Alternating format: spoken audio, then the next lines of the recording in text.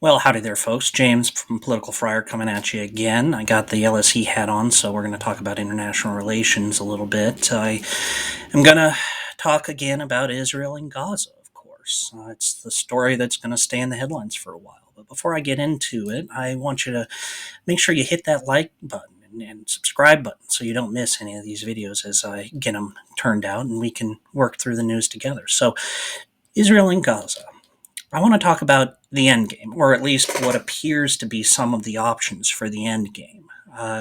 Israel is going to have some choices to make once the fighting dies down. I wish I could say ends, but dies down, and this conventional war against Hamas is concluded with some measure of Israeli conventional victory. There's no real doubt about that part. Hamas will be defeated at some level in Gaza, but it is really going to be basically impossible to defeat Hamas as an organization because, after all, its leaders don't live in Gaza, they live in Qatar.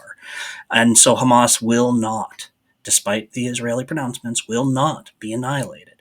And the Palestinian people in Gaza are going to have to be governed by somebody.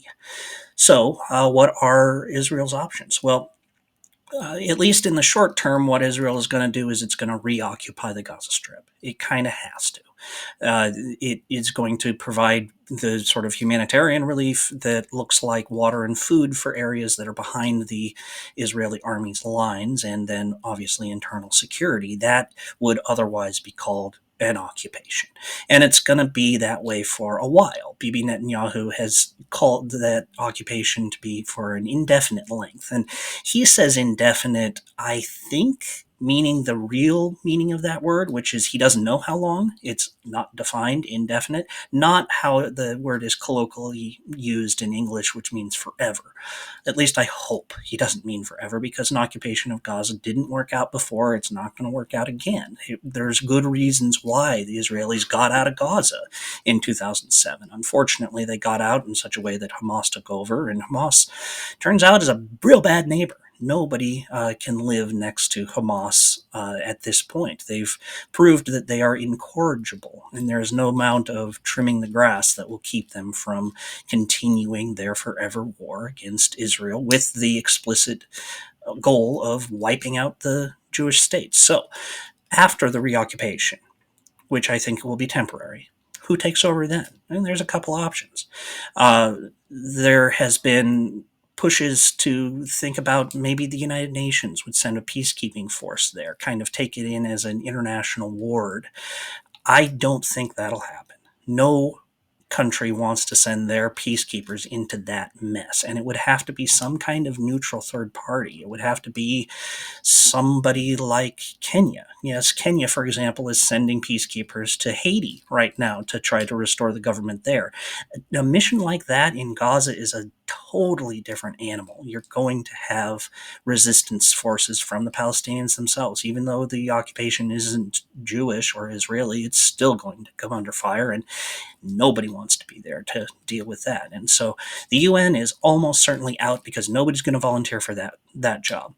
Egypt has been suggested as potentially taking over the administration of Gaza. They administered it from 1948 to 1967, after all, except Egypt doesn't want it either, for exactly the same reasons. Despite being Arab, the Egyptians and the Palestinians really, really, really don't get along. There's a reason why the Gaza blockade is in effect, despite the fact that there's a border with Egypt. It's because Egypt is fundamentally on Israel's side. Remember, Hamas grew out of the Islamic Brotherhood, an organization founded in Egypt to topple the military political system in Egypt. The military political system in Egypt is still there, and the Islamic Brotherhood is still their enemy.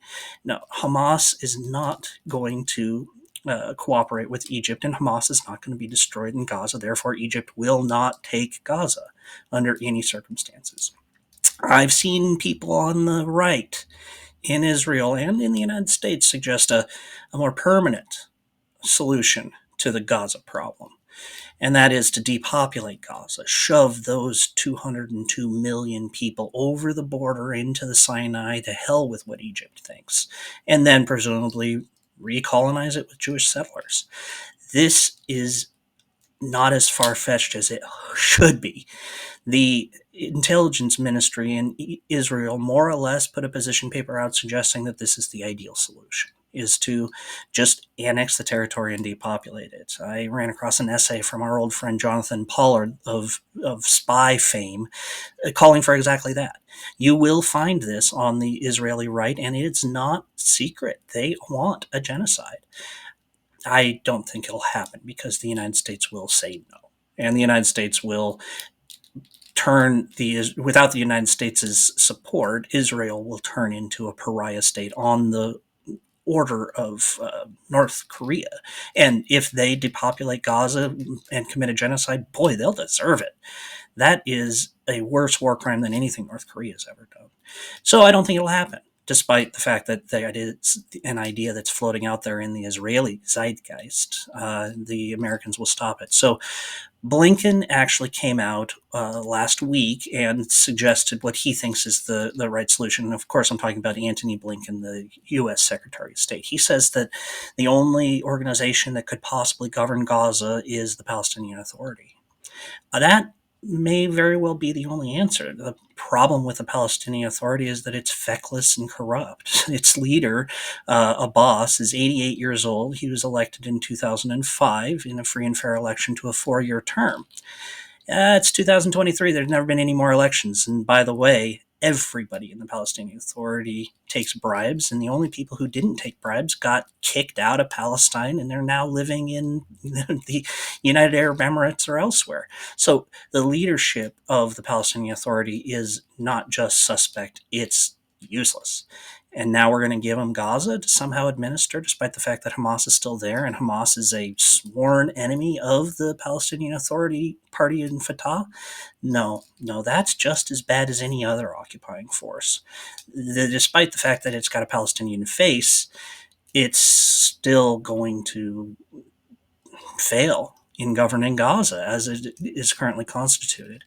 One other idea has been floated is that the Israelis could reoccupy and then do a standard counterinsurgency operation. And one of the key elements of counterinsurgency operations is to stand up a local government out of local resources. There are enough Palestinians in Gaza to constitute potentially a brand new government.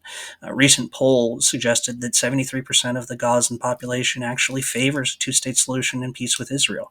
I mean, the real stunning number there is 27% of the population is fine with this war against Israel. Wow, that's amazing. But nonetheless, there is at least some moderates, even though the number of extremists is stunning in its scope. But maybe a counterinsurgency operation is what Israel will opt to do. I don't know. I suspect that it will be something of those last two options combined.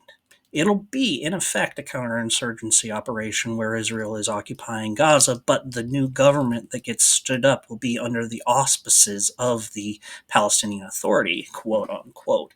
But maybe not Fatah, maybe not the same party as is in the West Bank.